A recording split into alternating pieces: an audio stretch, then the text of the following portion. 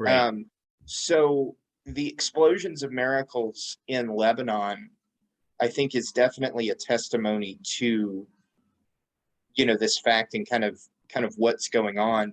And that's borne out in a lot of African, Indian, Chinese, missionaries that are going to unchurched grounds or grounds that have not been churched in decades or even centuries. There are explosions of miraculous healings happening, in kind of these charismatic movements, both within the Catholic Church and then, within Christianity more largely. It's like marketing. Right. Like God is marketing to the people that would best receive him in the way that they understand. And Right. I don't think that's like some people are gonna have an issue with that, but like get over it. Like that's what marketing is like Right. you're appealing to sensibilities based off their mediums. And if they think just how like we do with social media and stuff, if you think dreams are important, you're gonna have a bunch of miracles with dreams in that area. Right. And that's, I think, very reasonable to understand. In contrast to us, like we have miracles here in America, but like they're kind of sparse. Obviously nothing like 30,000 miracles over 100 and some years. Like the fact that like we have so many Catholics in this area, at odds with, the surrounding culture, and we don't really have a lot, at least none that get widespread attention, even in like Catholic spheres.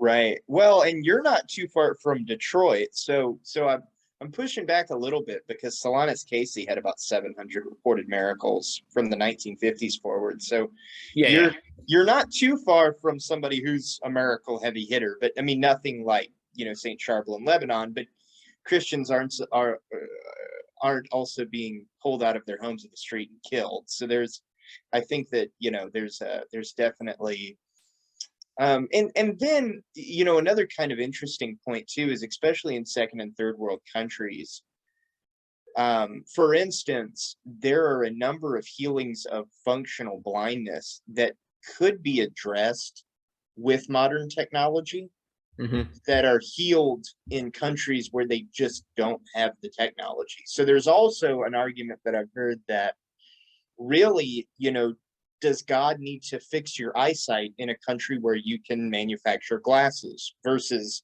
in a country where you can't? So I think that there are, so for instance, I'm even looking at, this case with Miss Shami, where she was having to be transferred to another, more upscale hospital to take care of her.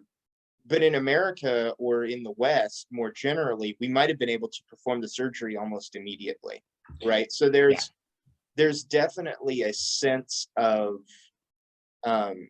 is God also going to the places that have a greater need of these healings? And that's just, I've heard both arguments for that. Well, I guess because we had talked, or we had a conversation sometime, like the concentration of actual belief seems to matter. And so like when you have people who say they believe but don't actually act out the faith, like there's a component there, as and this makes sense with what you had brought up earlier in this conversation, where people are being dragged out and killed. And when your faith is at odds with that, as opposed to, do I really want to get up and go to mass today? Like, is that a serious question? Like, are you kidding me? Like, but that happens to a lot of people in the Catholic Church and Christianity at large in America. And so like, that's, I think, a huge problem, because we are so comfortable where we are that we don't see the need, we don't see the, oh my gosh, I can't think of the word, but we don't see the afterlife as something tangible, whereas they see the afterlife as something very tangible because their best friend just died last week.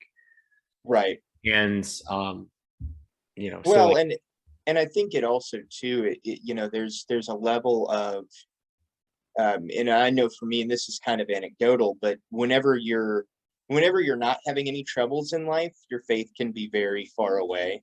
And Yeah. then whenever, stuff starts going wrong, it can really put things into perspective.